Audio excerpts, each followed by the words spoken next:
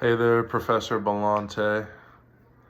Please just excuse the hat. I have hat hair right now, so I'm wearing a little skull cap.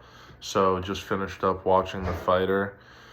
First thing I'll say is amazing performance by Christian Bale as always. I think he's. I don't think I was about to say he's underrated, but I don't think he's underrated.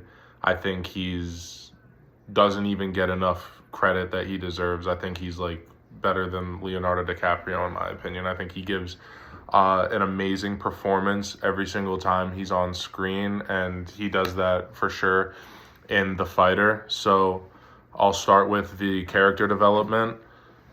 So obviously I'll first start by saying this film kind of hit close to home for me because I have a younger brother and he's like my best friend in the world, similar to the two main characters, Mickey and Dickie, in this movie. So there's a good quote that says the only person that wants better for you than themselves in the world is your brother. And then I would also expand that to your family sometimes if you have a good family. And even if you have a not so good family situation, like in The Fighter. So, it was definitely beautiful to see Dickie's turnaround throughout the movie. But the consistent throughout the movie is that he always wants what's best for his brother, but he doesn't, because of the way that he's obviously polluting his mind with crack, and he doesn't go about it the right way, and it comes off selfish, and he straight up is selfish, for a good like first 3 quarters of the movie.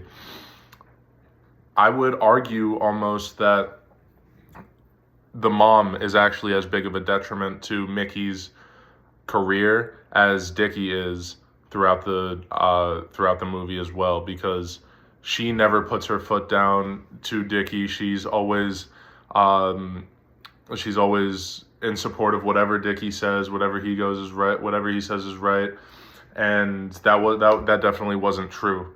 So moving on to themes and messages. So I'm looking in the back. I'm not reading. I just have a couple notes that I wanted to get to. So obviously, it's never too late to turn around.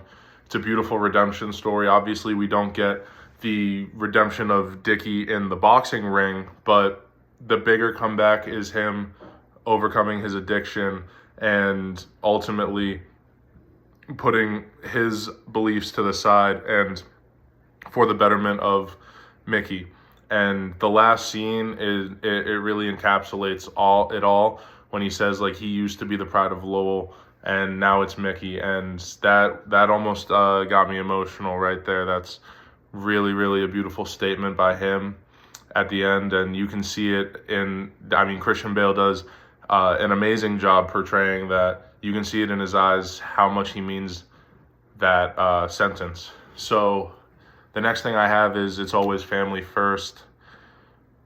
Sometimes you have to say no to your family, and those are so tough. Those moments are so tough.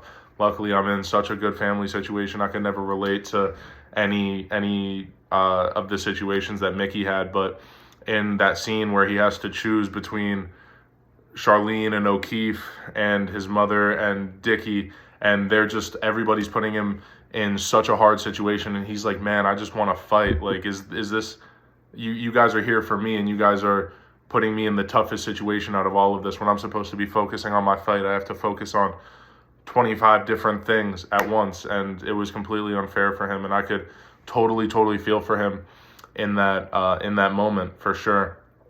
But the bottom line at the end of the day, it was family first, and that's why Mickey was such a great character in my opinion, is because it would have been so easy to abandon his brother, his mom, his aunties. They were a crazy bunch, and he never does, and he uses them to help him.